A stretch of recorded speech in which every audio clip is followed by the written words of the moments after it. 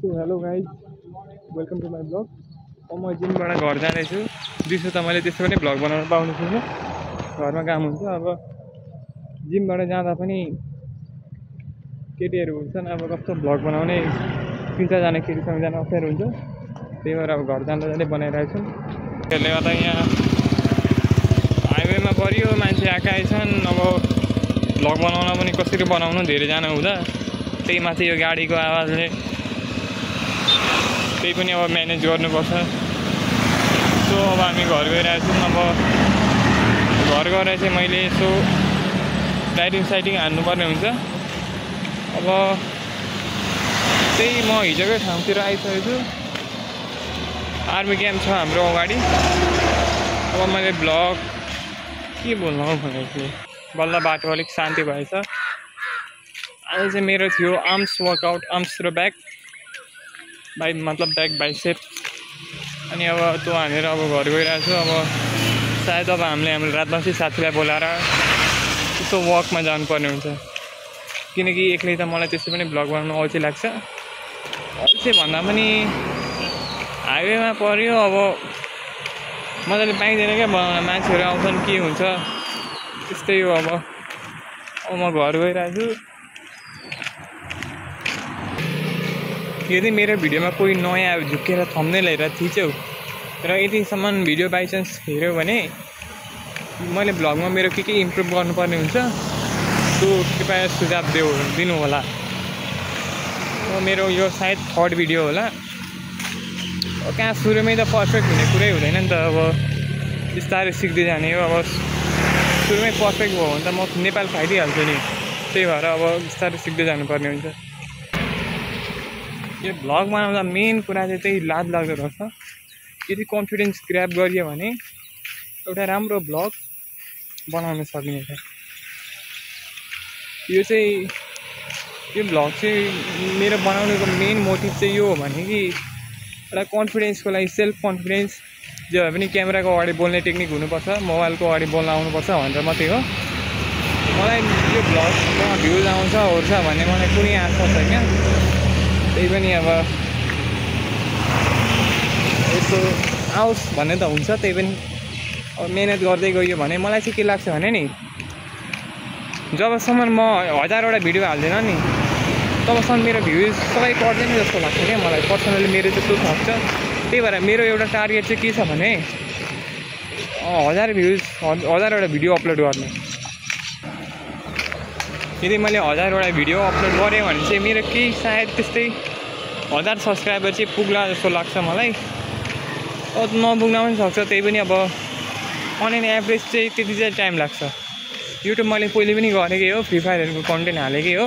त्यतिखेर चाहिँ के थियो भने एउटा फ्लो जस्तो थियो क्या। त्यतिखेर चाहिँ एकदम मतलब फ्लो जस्तो थियो। गेम ट्रेन्डमा पनि चलिरहेको थियो, लकडाउन थियो, त्यसै पनि मान्छेहरू घरमै बसिरहेको थियो। अनि अहिले सर्ट फर्मको जमाना छ। धेरै जस्तो मान्छेले यस्तो लङ फर्मको भिडियो हेर्न रुचाउँदैनन्। त्यही पनि अब के गर्नु, अब गर्नै पर्यो। सानैदेखिको एउटा के भन्छ, सानैदेखिको चाहना हो मलाई त युट्युबर नै बन्नु थियो भनेर। त्यही भएर अब जे हुन्छ अब हेर्नुपर्छ। सो भन्दा भन्दै म यहाँ, हाम्रो एरियाको नाम चाहिँ धनुष मोड हो। अब मलाई घर पुग्न सायद 10-15 मिनट लाग्छ होला हिँड्दै। बाइकमा अब अझै 2 मिनटै पुगिन्छ। अब हिँड्दै त्यस्तै ब्लग बनाउँदै ओर्दै हल्लिँदै जानुपर्ने हुन्छ। यहाँ म तपाईँलाई पछाडिको नजारा देखाउने छु कस्तो रहेछ भनेर। सो यो चाहिँ रहेको छ हाम्रो चोक।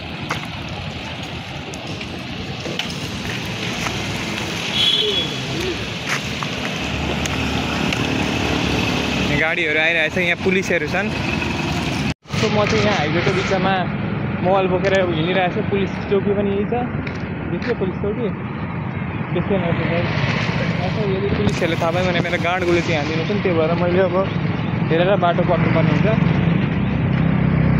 सो अब हामी हाम्रो आधी बाटोसम्म त आइसकेको छौँ। अब घर पुग्न त्यति टाइम लाग्दैन। त्यस्तै म त के च्यानलको नामै त्यो राखिदिनु क्या हो, के भन्छ, हाइवे वकर खतरा हुन्छ। मलाई केही घरमा त भिडियो बनाउने होइन, मैले यस्तै बाटोमा हिँडेको होरेको बनाउने हो। त्यही पनि अब साउन्ड सुनिन्छ कि सुनिँदैन, गाडी नै गाडी हुन्छ, त्यस्तै हो। अब फेरि गाडी आएको छ।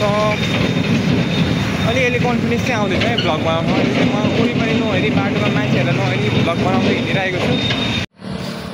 हुन त यत्रो पढ्दासम्म कसैले नै हेर्दैन होला मेरो भिडियो अहिलेको यो स्टेजमा, यति अर्ली स्टेजमा। पछि हेऱ्यो भने अर्कै कुरा हो। तर यदि यहाँसम्म कसैले हेर्नुभएको छ भने मलाई केही सजेसन चाहिँ दिनु होला है, यस्तो गर्दा राम्रो हुन्छ, यस्तो भिडियो बनाउँदा राम्रो हुन्छ भन्ने।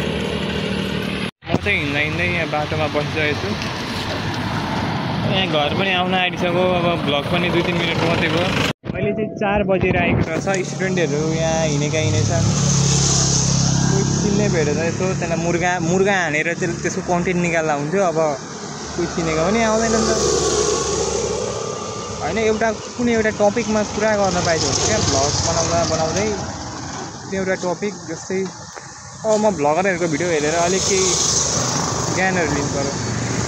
अहिलेसम्म मैले त्यस्तो मेन भ्लगरलाई फलो गरेको भनेको एउटा प्रिजेप जोशी नै मात्रै हो। अरू म कुनै अरू भ्लगरलाई हेरेको छुइनँ।